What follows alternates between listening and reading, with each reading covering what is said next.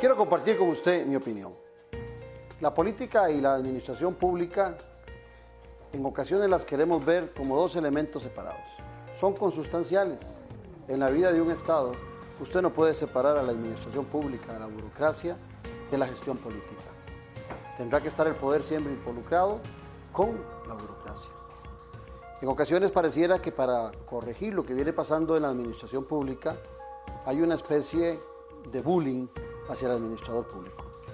En lugar de intentar recuperarlo, motivarlo e involucrarlo en la función pública, cuando es el instrumento principal que tiene un gobernante para poder hacer cumplir sus decisiones, pareciera que nos hemos encargado de desacreditarlo. Ningún gobernante podrá hacer una buena gestión si la administración pública de su Estado no está de su lado y no está comprometida con los valores que él promete y con los objetivos que se trazan.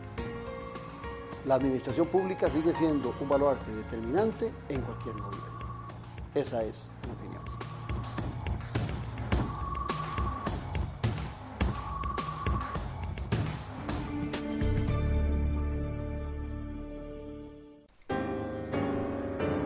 ¿Seguís viviendo de arrimado?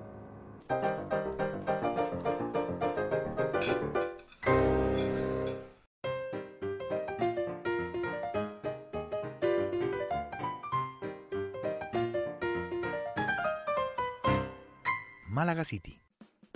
Restaurante Domenico, un ambiente casual y distinguido que le ofrece las especialidades de la gastronomía italiana, clásica y contemporánea, con variedad de ensaladas, carnes y pescados, así como deliciosas pastas frescas hechas en casa y un amplio surtido de pizzas, postres y los especiales del chef. Contamos con un área privada para sus eventos y reuniones. Tenemos amplia zona de parqueo. Le esperamos todos los días de la semana a partir del mediodía. Visítenos en Plaza Antares, frente a la Rotonda de la Bandera.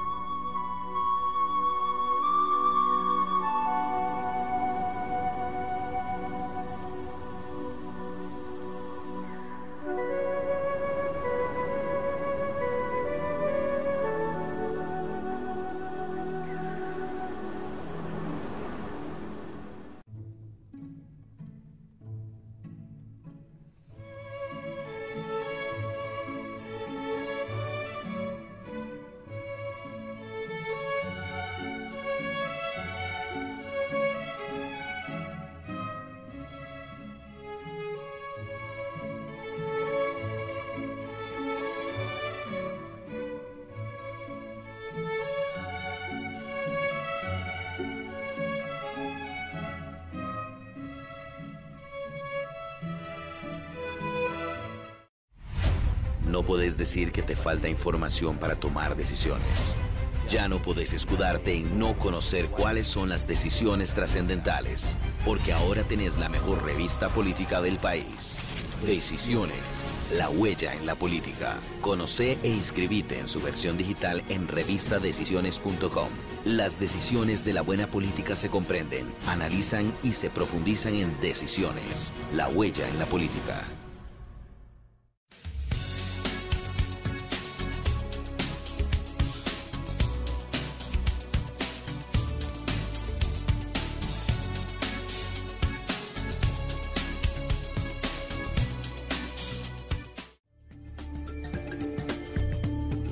Para hablar sobre el sector público, la relación que hay entre la burocracia, la política, la administración pública, he invitado a dos personas conocedoras del tema. Doña Sandra Prince, que usted la conoce hoy como diputada, quien fuera defensora de los habitantes, ministra de Planificación, ministra de Trabajo, bienvenida. Y don Manrique Jiménez, un reconocido abogado constitucionalista, un miembro de la Comisión de Notables en el gobierno de doña Laura Chinchilla y además de eso, escritor y estudioso investigador del tema. Bueno, primero invitarles a brindar por nosotros, por el televidente y sobre todo por nuestro país. Salud. Salud. Ahora bien, en relación al tema que les planteo, en los últimos meses yo personalmente he sentido una confrontación fuerte hacia el sector público por diversas razones. Pero el empleado público no es diferente al empleado privado, al final de cuentas, pero sí tiene unas exigencias mayores desde la perspectiva del ciudadano. ¿Cómo evaluás vos, Sandra, lo que se está dando alrededor de la administración pública costarricense por la necesidad que representa ese instrumento para un gobernante? A mí me parece que hay un agotamiento. Bueno, primero que nada, buenas noches Manrique, Claudio, gracias por la invitación, es un placer y un honor compartir con ustedes. Yo creo que en materia de organización del sector público hemos llegado a un agotamiento y que hay que hacer reformas importantes, no solamente en cuanto a la estructuración institucional, y muy bien lo decía el grupo de notables del cual Manrique formó parte. Cuando hay una institucionalidad que no funciona, el resto de las cosas no funcionan. Se presta para malos manejos, se presta para ineficiencia, incluso se presta para corrupción. Y yo creo que los esfuerzos que se vienen haciendo en el país desde hace mucho tiempo, yo recuerdo la primera Comisión de Reestructuración del Estado allá por los 90, Corec 1 y Corec 12. Ya hablaba de la necesidad de hacer grandes cambios en materia institucional. Entonces, lo que pasa es que ciertamente se trata de un sector de la población con una gran fuerza, con una gran capacidad de movilización con una gran dificultad desde el punto de vista de los jerarcas institucionales para hacer cambios. Se dice que hay una gran ineficiencia, se culpa a los jerarcas de que no hacen las cosas, pero yo creo que aquí hay una responsabilidad compartida. Y me parece a mí que a raíz de los problemas que tuvimos en materia de corrupción especialmente, la balanza se nos fue totalmente para uno de los dos lados, y se establecieron una serie de leyes que dejan amarrados a los jerarcas con temor para hacer grandes reformas, porque distinto de lo que dice la Constitución política, al funcionario público, especialmente de jerarquía, es culpable antes de que se demuestre lo contrario, lejos de lo que dice la Constitución de que es inocente mientras no se le demuestre lo contrario. Entonces a mí me parece que tenemos que tener la valentía y la decisión para entender que o el sector público costarricense se reforma, no solamente desde el punto de vista institucional, sino también desde el punto de vista del empleo, de las condiciones de empleo, o vamos a tener dentro de unos años que hacer reformas mucho más drásticas, mucho más problemáticas, como la que están haciendo otros países. Y esto no solamente por un tema fiscal, porque a mí me parece que el argumento que han usado algunas personas de que se dice que es que toda la culpa del déficit la tiene el sector público, eso no es cierto. No es cierto que ahí estén los problemas, pero ciertamente ahí hay que hacer grandes reformas que están muy relacionadas también con el tema salarial. ¿Tu diagnóstico, Enrique? Bueno, coincido mucho con doña Sandra y lógicamente también mi agradecimiento, Claudio, por la invitación y estar aquí también con Sandra, a quien aprecio mucho desde hace bastante tiempo que la conozco, y por supuesto a Claudio, y felicito al programa y todo tu empeño y toda tu gran proeza desde el punto de vista intelectual y desde el punto de vista de colaborar activamente con el mejoramiento del país. Sinceramente, mis felicitaciones.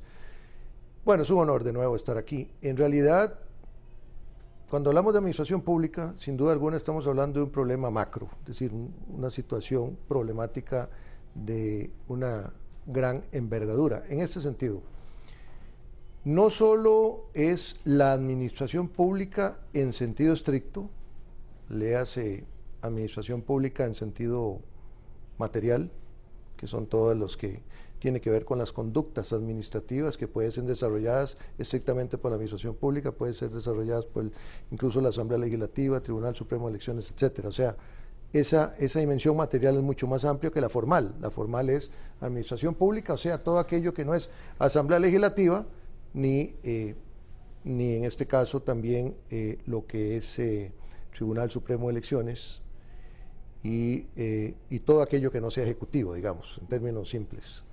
Pero Costa Rica tiene una gran cantidad de leyes, sin duda alguna, leyes que no se aplican, y no se aplican por múltiples factores. No hay voluntad política en su aplicación, que es uno de los grandes problemas. La falta de liderazgo es otro de los grandes problemas. La participación desordenada de los ciudadanos que quieren participar, pero no tienen los instrumentos óptimos para hacerlo, aunque hay algunos como referendos y todo, pero no se lleva a las conclusiones que el ciudadano quiere, de una mayor participación activa, que tiene que ver obviamente con el concepto actual de democracia. Ya no solo democracia representativa, sino democracia participativa, que es la nueva dimensión. Y aparte de eso, también tenemos un conjunto de leyes sumamente importantes que tiene que ver con el ejercicio de la moralidad en la función pública y por supuesto también en la privada y en la mixta, ¿verdad? No hay que olvidarse. Por eso decía yo que la ética entre un funcionario público y privado tenemos cualquier cantidad de normas que tiene que ver con el principio de probidad, transparencia, rendición de cuentas y no se están aplicando debidamente. Tenemos una Contraloría General de la República que tiene también los brazos estirados, digámoslo así, en las administraciones públicas en general por medio de las auditorías internas, que para mí no están dando los resultados que se quisieron desde el momento en que fueron creadas. Por otro lado, me parece todavía que el Ministerio Público debe tener mayor fortalecimiento en el ejercicio de los controles en cuanto a los abusos de autoridad, actos de corrupción, de uno u otro bando. No solo estoy diciendo administración pública en sentido estricto, porque muchas veces también la corrupción se gesta desde afuera de la administración y se implanta dentro de la administración y viceversa. Entonces eso es uno de los grandes problemas. Empresas públicas, que también es otro de los grandes problemas de ubicación, incluso desde el punto de vista laboral administrativo, hasta dónde llega el régimen laboral privado, hasta dónde entra el régimen de derecho público, las huelgas en el sector público, que para mí son totalmente improcedentes, sean servicios esenciales o no esenciales, ya lo he expuesto, desde el punto de vista de los principios del servicio público, la continuidad y la eficiencia de los servicios públicos. Ahora queda unido, digamos, el artículo 4 de la Ley de Administración Pública y el desarrollo que hizo la jurisprudencia constitucional, que quedan todos ligados en una sola cadena de principios, donde inmediatamente el servicio público quedó adscrito, digámoslo así, al derecho de la Constitución. No, el derecho de la Constitución se rebaja al rango de la ley ordinaria. Bajo esa perspectiva, entonces, las huelgas en el sector público, donde debe prevalecer los intereses públicos y el principio de legalidad, deben prohibirse en nuestros... Más, están prohibidos. Están prohibidos en la Constitución. Toda la huelga en el sector público, no solamente estoy diciendo, digámoslo, desde el punto de vista de un sector, de que son servicios esenciales, sino no, servicios públicos en general. Eso no quita, que es importante tener claro, la defensa de los derechos laborales de los trabajadores que se rigen por el contrato privado laboral dentro de las instituciones públicas, incluyendo las empresas públicas. Pero ahora eso es irrenunciable. El jefe inmediato del sector público, sobre todo en el caso del Ejecutivo, para entrar en ese primer tema, es el ministro y el viceministro. Así está establecido por la Ley General de Administración Pública. ¿Tiene el ministro y el viceministro los instrumentos necesarios para ejecutar? Porque en un régimen parlamentario al ministro inclusive lo interpelan en una asamblea legislativa cuando hay fallas en sus funcionarios en el ministerio respectivo. ¿Existe en Costa Rica los instrumentos, o sea, la fortaleza en un ministro para poder gestar o gestionar al interno de cada ministerio? Vos que fuiste ministra de Planificación. Vamos a ver, es posible que los instrumentos formales existan. Es posible que los instrumentos formales existan, aunque a mí me parece que tenemos que avanzar más hacia un sistema más semiparlamentario, en donde haya consecuencias por los actos de un ministro, un viceministro o cualquier jerarca. Actualmente eso no existe, una llamada, una censura no tiene absolutamente ninguna consecuencia. Pero más allá de la existencia o no existencia de los de la formalidad, de las leyes. A mí me parece que lo que hay es una gran falta de liderazgo.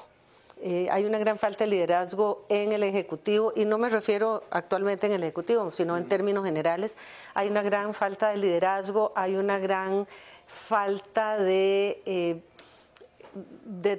toma de decisiones. Y yo digo que cuando no se toma una decisión, lo que se está es tomando una mala decisión. Y tenemos la costumbre de estar posponiendo los problemas. Quizá el problema más grande que encuentro yo en materia de administración pública y de sector público en este momento es la dificultad que tenemos para tomar decisiones y la indecisión que la vemos todos los días. La huelga de taxis de esta semana es producto de la indecisión de tomar una decisión, de la incapacidad de tomar decisiones. Y eso no tiene que ver únicamente con lo que está escrito, con las leyes, con la Constitución, sino también con la naturaleza de las personas. Yo creo que nosotros como costarricenses tenemos una enorme vocación de paz, de democracia, de mantener las aguas en su nivel. Pero bueno, hay momentos en la vida en donde uno no puede quedar bien con todo el mundo y hay que tomar decisiones. Y hay momentos en que esa toma de decisiones tiene costos políticos importantes que no se quieren asumir. Quizá el hecho de que tengamos elecciones cada 4 años y que el periodo presidencial sea tan corto, le impide muchas veces a los gobernantes tomar las decisiones en determinado momento. Incluso muy a menudo se dice que lo que en la Asamblea Legislativa no se hace en el primer año y medio ya no se hace, ¿verdad? Porque después entra el ciclo político y todo este tema. Entonces, aparte de la parte estrictamente jurídica, a mí me parece que hay todo un problema de liderazgo, todo un problema de cálculo político que nos está impidiendo hacer las reformas que se necesitan. Y tan creo yo, discúlpame que haga aquí un señalamiento, lo que acaba de suceder en la Asamblea Legislativa hace unas semanas con los acuerdos que hubo en materia de pensiones y en materia de otros proyectos que pasaron rápidamente, demuestran que a pesar de la perversidad del reglamento legislativo, porque el reglamento de la Asamblea Legislativa es lo más perverso que existe, es un reglamento hecho a la medida de las minorías. Si hay voluntad política y si hay liderazgo, las cosas se pueden hacer, pero bueno.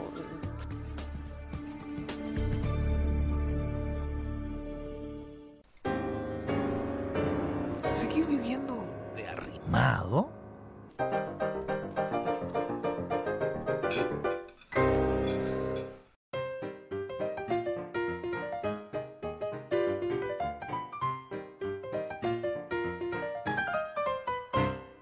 Málaga City.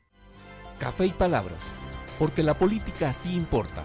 Escúchenos por 89.1 FM, de lunes a viernes de 10:30 a 11:30 de la mañana. Café y palabras, charlas de café con los politólogos Claudio Alpizar y Randall Arias, quienes con sus invitados y contertulios la involucran en el acontecer en el día a día de la sociopolítica nacional. Café y palabras, porque la política sí importa. Por 89.1 FM, La Superestación, un programa con aroma de café y con sabor a gente. Café y palabras.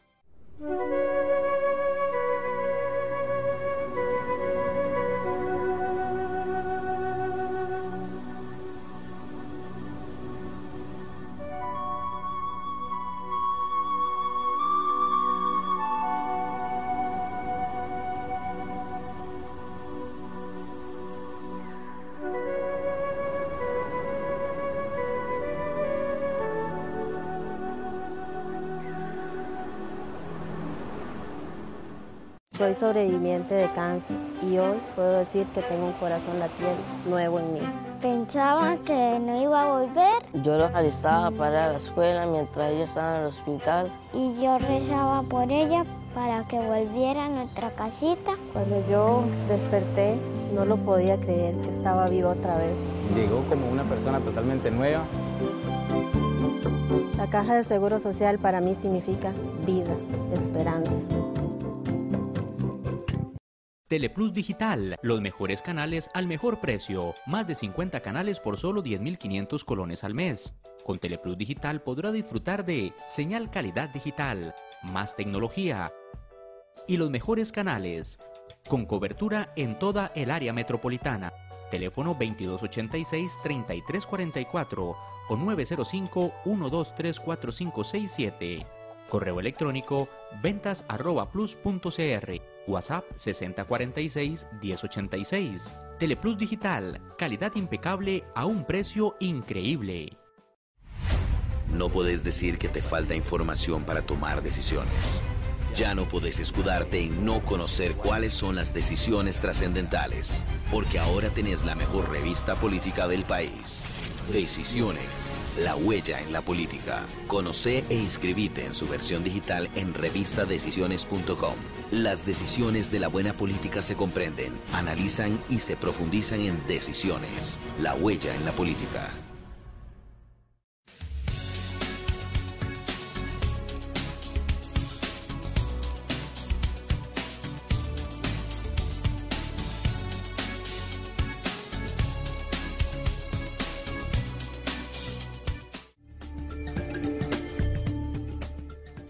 Al ciudadano lo que más le preocupa normalmente es los resultados que se generan a través de la administración pública, entendida como esa burocracia que es el cuerpo intermedio entre quien gobierna y el gobernado. Entonces, está en una posición estratégica la administración pública. Tiene vos como abogado, Manrique, conocedor del tema, existen los instrumentos para que no sea posterior al hecho, sino en el momento del ejercicio en el Poder Ejecutivo, para que el ministro, el viceministro, pueda tener control, pueda sancionar, pueda jalarle el mecate, como se dice popularmente, a los funcionarios, o estar raptado, como dicen algunos, quienes llegan a ejercer ese liderazgo que Sandra pide en los ministerios. Bueno, varios aspectos importantes, tomando la palabra de doña Sandra, o mi buena amiga Sandra. Realmente vamos por partes. Yo creo definitivamente que tenemos que encauzarnos a un régimen más parlamentario, sin duda alguna. Ojalá en un futuro tuviéramos un régimen parlamentario. Es más, yo creo hasta en una eventual constituyente a futuro también para implementar un régimen parlamentario, o si se pudiera con reforma parcial, mejor. Lo que pasa es que pues podemos analizar algunos puntos importantes prácticos. Pero yo sí creo que es necesario un mayor fortalecimiento de un régimen parlamentario en Costa Rica. ¿En qué beneficia eso a un ministro? Vamos por partes, sí. Digamos, ¿por qué fortalecer, digamos, el esquema parlamentario? Por múltiples factores. Uno, por la pluriparticipación que ya rompió el esquema del bipartidismo en Costa Rica. Querámoslo o no, es una realidad. Cada día hay más grupos, cada día hay más participación, cada día incluso hay más tendencia de trascender, y no solo en Costa Rica, a nivel mundial, lo que son los partidos políticos, sin que desaparezcan. Pero estamos hablando ya de fundaciones, asociaciones, grupos, con la aspiración de llegar a los parlamentos desde el punto de vista de representar los intereses X, Y o Z, sin necesidad de estar adscritos a partidos políticos. Un tema muy interesante, que además, desde el punto de vista del derecho humano, no hay que estar obligado a formar parte de una asociación para poder aspirar a un puesto público de elección popular. Eso es otro tema interesante, ¿verdad? Pero aparte de eso, a tu pregunta específica, el principio de jerarquía, que es muy importante en la administración pública, no es contradictorio con una mayor flexibilidad del sistema a favor de un parlamentarismo, o por lo menos un semiparlamentarismo. ¿En qué sentido? En que tiene que darse ese principio de jerarquización en los ministerios. Yo soy un convencido creyente en ese sentido. Y además es importante señalarlo, no solo a nivel de los ministros, sino también, en este caso, que es lo que está vigente, del presidente de la República. Tiene los instrumentos para dar las órdenes y las directrices. Es más, la Sala Constitucional ha dicho que no es inconstitucional lo que dice la Ley General de Administración Pública en cuanto al que el presidente de la República puede dictar o dar órdenes o directrices a las instituciones autónomas, por lo menos directrices, no tanto orden, sino directrices como políticas generales, porque ha dicho la Sala Constitucional de que es indispensable desde el punto de vista de la armonía, de la planificación de la política en su conjunto adoptada desde el Ejecutivo. Y vos sos el abogado. En el artículo de la Constitución que habla de instituciones autónomas, está claro que están ligadas políticamente, tienen independencia administrativa. Que sí, digamos que perdió en una reforma posterior a la constituyente, perdió la autonomía política, como lo tiene la Universidad de Costa Rica, sí, como lo tiene la Universidad de Costa Rica o las universidades públicas en general, que pueden elegir a sus propios miembros.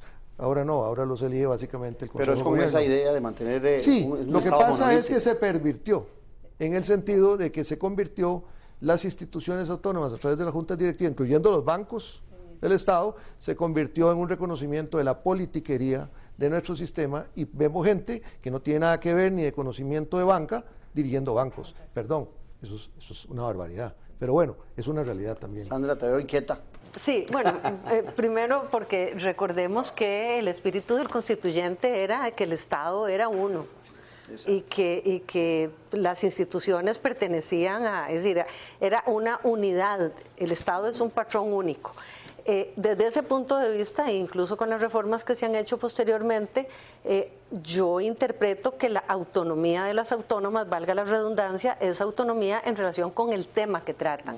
La Caja Costarricense del Seguro Social tiene absoluta autonomía en materia de salud, como el ICE la tiene en materia de electricidad y telefonía. No así en materia de empleo público, de directrices o de definiciones. Un día de estos discutíamos en la Asamblea Legislativa la desaparición del presidente ejecutivo de la Caja Costarricense del Seguro Social, y el argumento que se usaba era que era preferible que hubiera gerentes y que esos gerentes tuvieran absoluta autonomía del Ejecutivo, o cuando se habla de que hay que escoger a los presidentes ejecutivos por currículum universitario. No, a mí me parece que el presidente de la República, por muy democráticos que seamos, tiene que tener poder de mando sobre las autónomas, es decir, sobre el propósito de las autónomas. Y entonces de ahí que cuando uno piensa en una reforma del Estado, y en este caso nosotros que andamos buscando una reforma en materia de remuneraciones, para mí el tema es un tema global, es un tema del cual no deberían estar ausentes ninguno de los poderes del Estado, ninguna de las instituciones autónomas, ninguna de las municipalidades y ni siquiera las universidades. Yo respeto profundamente la autonomía, especialmente la universitaria, pero cuando se trata de directrices generales de funcionamiento, de un marco general de funcionamiento en materia, qué sé yo, de ordenamiento, de salarios, el Estado es uno, y además cualquier institución que recibe recursos del Estado, es que el Poder Judicial dice que ellos su sistema de pensiones lo manejan como a ellos les parece, pero bueno, lo que no dicen es que el Estado pone una parte importante de los recursos del Poder Judicial y que algo tendrá el Estado que decir respecto de las decisiones que se tomen. Hay un tema muy importante, hay que ubicar históricamente cómo nacen las instituciones autónomas en nuestro sistema. Es una reacción a la Constitución de 1871, a los abusos del poder que se dieron y que, en cierto modo, en un alto grado, posibilitaron la Guerra Civil del 48, que fue una reacción al abuso de poder. Muy bien, y las instituciones autónomas son una de las grandes innovaciones de la Constitución de 1949, con la Contraloría General de la República y algunas otras. Ahora que ya algunas existían, sí, pero no estaban reguladas. Exactamente, es importante señalarlo. Pero, ¿por qué nacen las instituciones autónomas? Como un mecanismo de garantizar una mayor eficiencia de la administración pública desde el punto de vista técnico, fundamentalmente, sin perjuicio de la adopción de políticas, pero el asunto se corrompió cuando ya vino la participación directa de la política, pero la política en mal sentido, no la política en buen sentido, de los partidos políticos que llegaban al poder o que no llegaban al poder, pero estaban cerca del poder, y entonces entraban las negociaciones en los nombramientos. Entonces se perdió ya de principio lo que era básicamente digamos, el contenido técnico que dio base para el nacimiento de las instituciones autónomas, además como una garantía, digámoslo así, de evitar la centralización del poder en el Poder Ejecutivo. Esa es realmente, esa es la filosofía, digamos, que en realidad como reacción al ejercicio de concentración de poder que se dio con la Constitución de 1871, a pesar de ser una Constitución eminentemente liberal. Es más, la Constitución de 1959, la última reforma de la Constitución de 1871. Me llevas a un tema que lo traía ahí y lo quería discutir con ustedes. Los famosos cuerpos intermedios que existen, que Max Weber hablaba de eso hace siglos, siempre han existido y van a seguir existiendo. Pero hoy en día se presentan como que fueran un cáncer cuando todo lo contrario, se supone que son funcionarios con una vasta experiencia, con un vasto conocimiento, que más bien deberían, por su expertise, ser una fortaleza para quien llega a ejercer un ministerio. Lo digo porque cuando uno revisa, ahora que hablábamos del régimen parlamentario, en Inglaterra los ministros que escoge el primer ministro, solo ellos llegan, no pueden variar nada más, o sea, solo él y toda la administración pública que está ahí se queda. En Francia hay dos niveles, el ministro que entra y algo parecido a un viceministro. En Estados Unidos de América, el secretario, que es el par equivalente del ministro, sí, tiene 3 niveles de escogencia, aparte de él hay un segundo rango y un tercer rango. En Costa Rica tenemos hasta 5 rangos. Hay un ministro, se han inventado un chorro de viceministros que ni existen en la administración pública. Está el oficial mayor, hay algunas jefaturas que los mismos ministros las pueden escoger. Entonces, debería tener quien gobierna, quien dirige un ministerio, más poder al momento de poder gestar en esos cuerpos intermedios. Y pasa todo lo contrario, Sandra. Vamos a ver, ciertamente esos cuerpos intermedios son y deben ser la fortaleza de una institución, porque son el cuerpo permanente, los altos jerarcas van y vienen, pero quienes llevan la continuidad de la cosa pública realmente son esos cuerpos permanentes. Ahora, yo creo que nosotros hemos tenido un gran temor de tocar, por ejemplo, el Estatuto de Servicio Civil. Y el Estatuto de Servicio Civil tiene una serie de lagunas que sobre las cuales deberíamos por lo menos discutir. Cuando se establece también como reacción a la revolución del 48 y a la necesidad de que no hubiera esos vaivenes políticos cada vez que había cambio de gobierno, se establece la Ley General de Servicio Civil y se establece eso que se llama la estabilidad laboral. Ahora, la estabilidad laboral, en mi criterio, se ha convertido en inamovilidad. Y aunque no es eso lo que dice el estatuto, lo cierto es que... Sí, después de superar los 3 meses, los 6 meses de prueba, después el funcionario público es inamovible. No hay absolutamente ninguna consecuencia. Y entonces, yo tengo un enorme respeto y me parece que el fundamento técnico de la administración y la expertise y la experiencia ciertamente está en esos cuerpos intermedios, pero la toma de decisiones y la dirección política no es ahí a donde está. Y entonces cuando llega un jerarca y quiere hacer algunos cambios, bueno, ahí choca con una pared que es una pared inamovible. Es una pared inamovible. Y cuando además esa pared inamovible no tiene usted la posibilidad de evaluarla, no tiene usted la posibilidad de... nosotros en Costa Rica no tenemos absolutamente ningún sistema de evaluación de desempeño en el sector público, no existe. Y bueno, y lo más dramático de todo es que el 99% de los funcionarios públicos somos calificados como excelentes.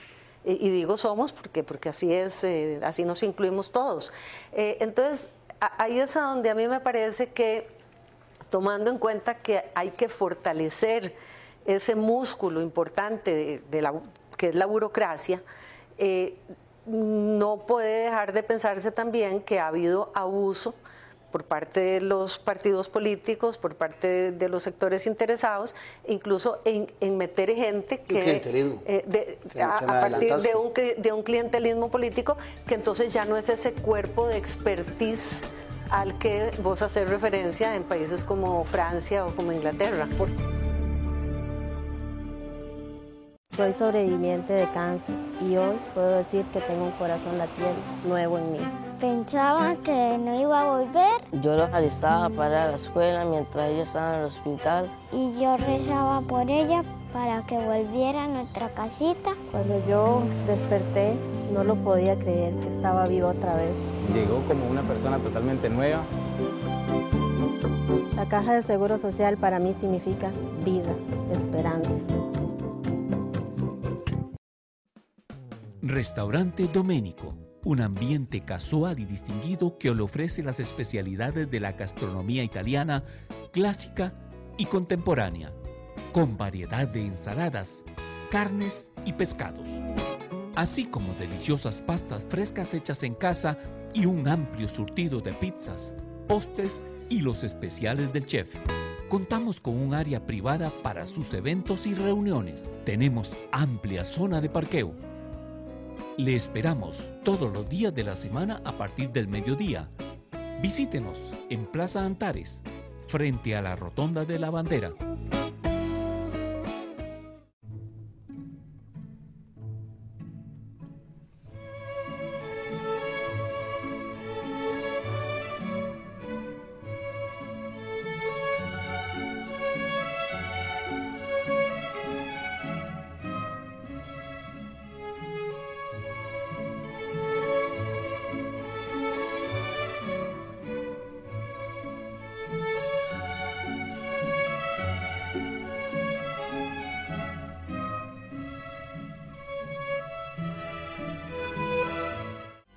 Café y Palabras, porque la política sí importa. Escúchenos por 89.1 FM, de lunes a viernes de 10:30 a 11:30 de la mañana. Café y Palabras, charlas de café con los politólogos Claudio Alpizar y Randall Arias, quienes con sus invitados y contertulios la involucran en el acontecer en el día a día de la sociopolítica nacional. Café y Palabras, porque la política sí importa. Por 89.1 FM, La Superestación, un programa con aroma de café y con sabor a gente. Café y Palabras. No podés decir que te falta información para tomar decisiones. Ya no podés escudarte en no conocer cuáles son las decisiones trascendentales, porque ahora tenés la mejor revista política del país. Decisiones, la huella en la política. Conoce e inscribite en su versión digital en revistadecisiones.com. Las decisiones de la buena política se comprenden, analizan y se profundizan en Decisiones, la huella en la política.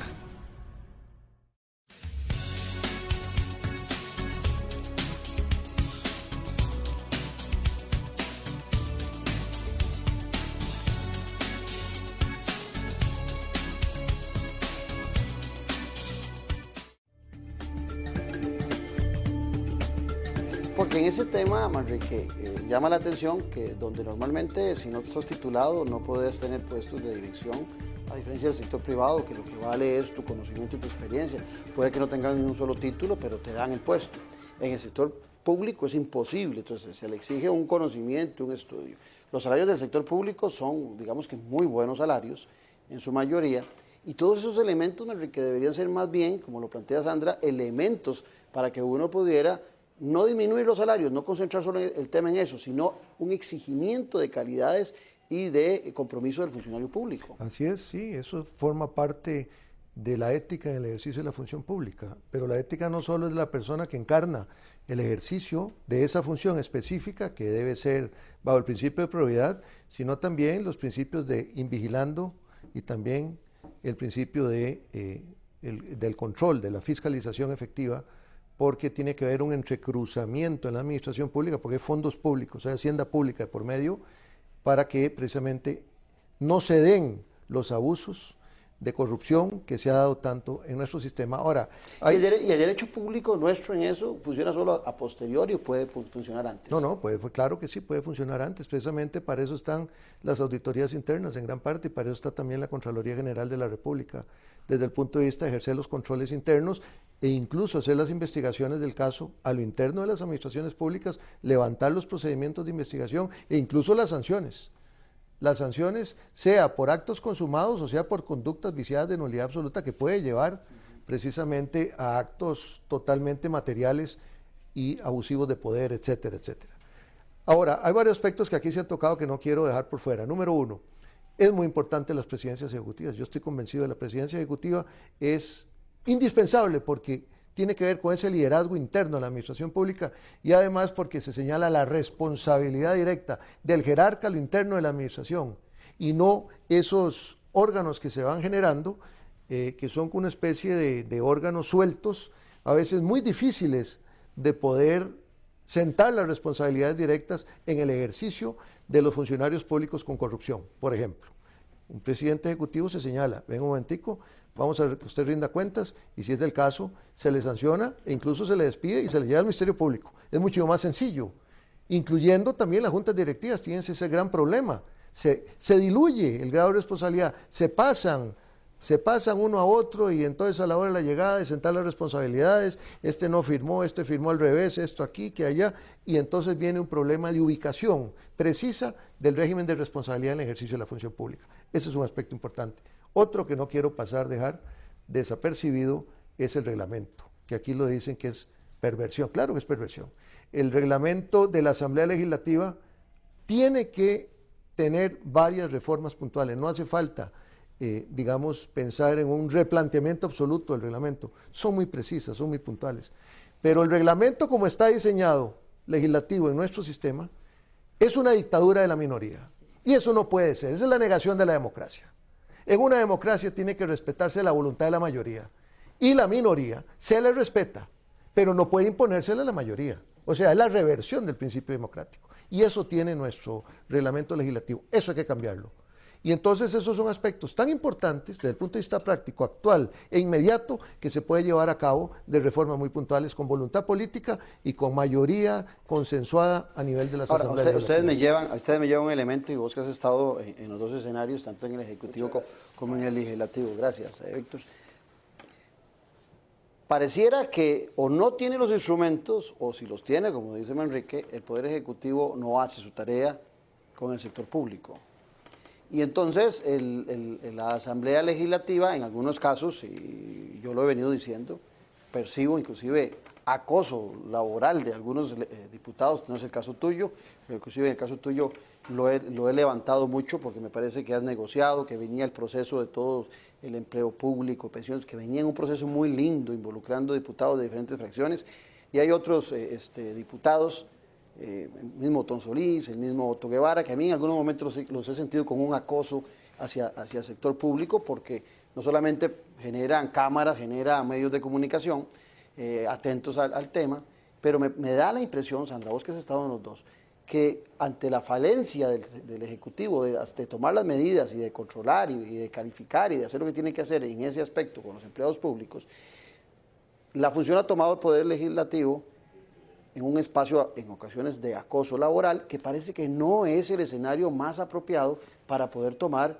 las medidas correctivas, porque al final de cuentas ese sector público va a estar ahí, tiene un sindicalismo fuerte y una presencia de sindicatos fuertes, que también son muy culpables en las calidades y en la formación de sus empleados, porque a veces el ministro no trabaja, y vos me corregís, Manrique, no trabaja con el empleado que se equivocó, sino que tiene que trabajar con el bloque, con el sindicato, y el sindicato también protege a esos individuos. ¿Cómo está el tema?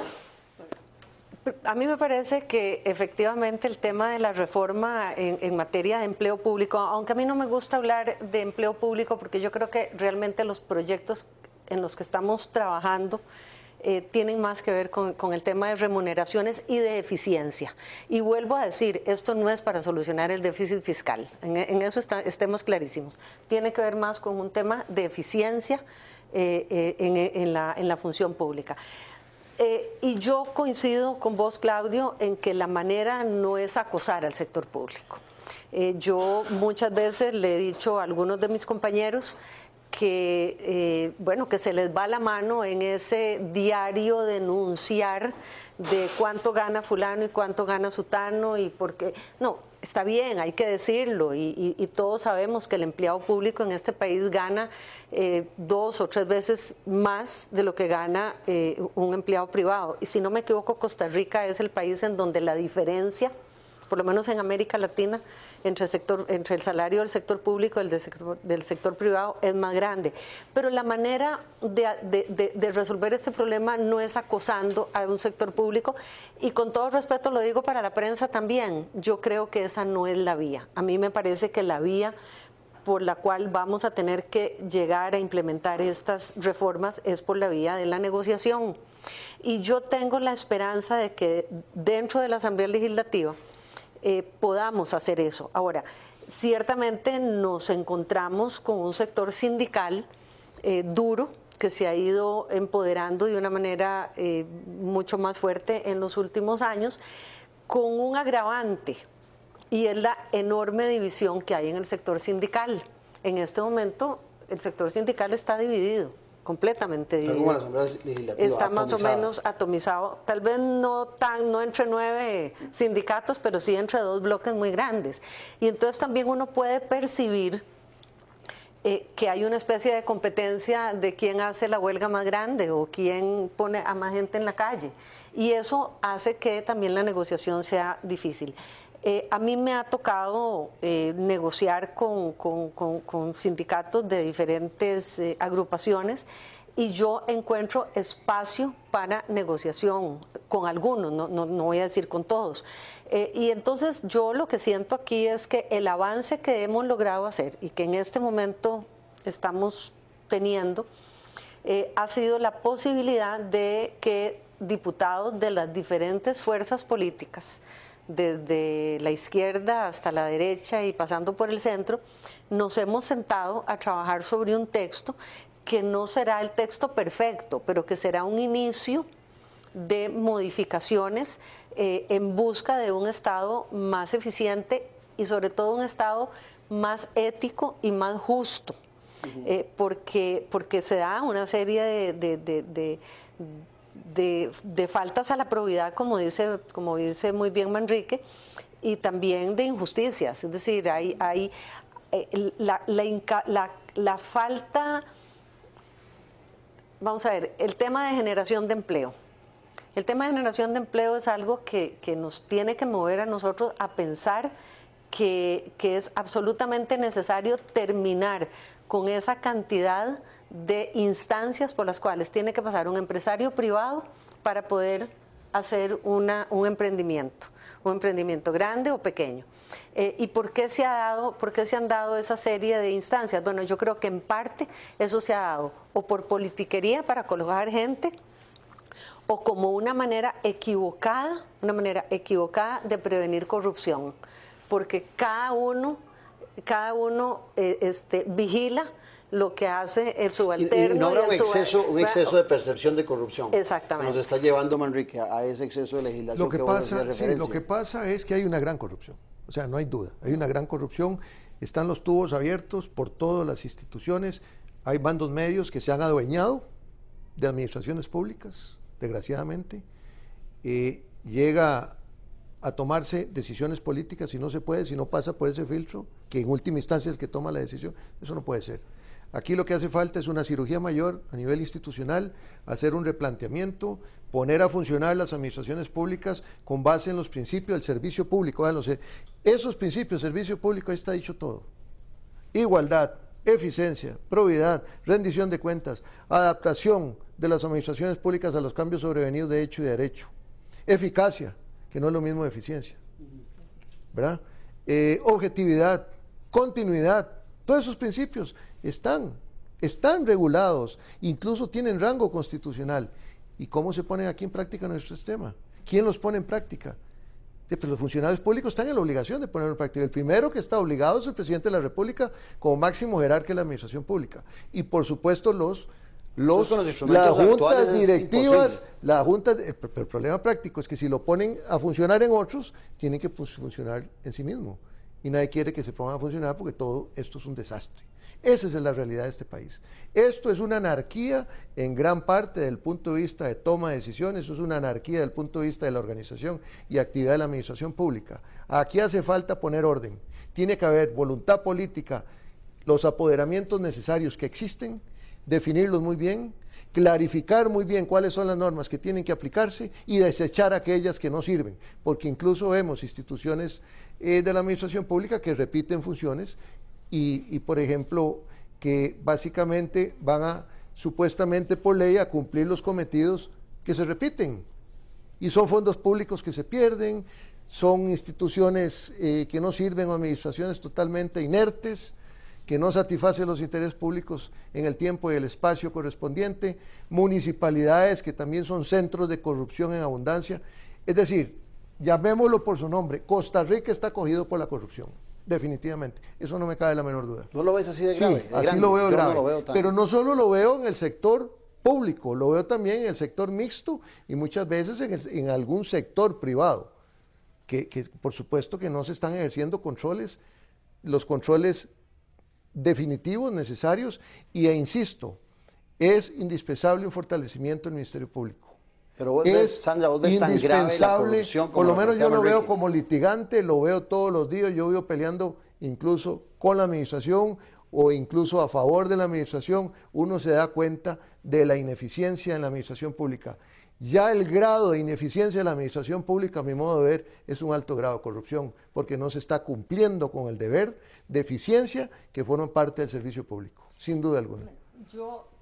Sin llegar tampoco en el suicidio, ni llegar en una especie de sentimiento trágico de la existencia burocrática. No. Pues es decir, tampoco a ese extremo, pero sí hay una gran corrupción en nuestro sistema, desgraciadamente. Vea, yo coincido en que hay una gran corrupción, pero yo también tengo una gran esperanza, primero en la posibilidad de la negociación y en segundo lugar en que para mí las reformas al Estado o las reformas administrativas en este momento tienen que estar acompañadas de la tecnología.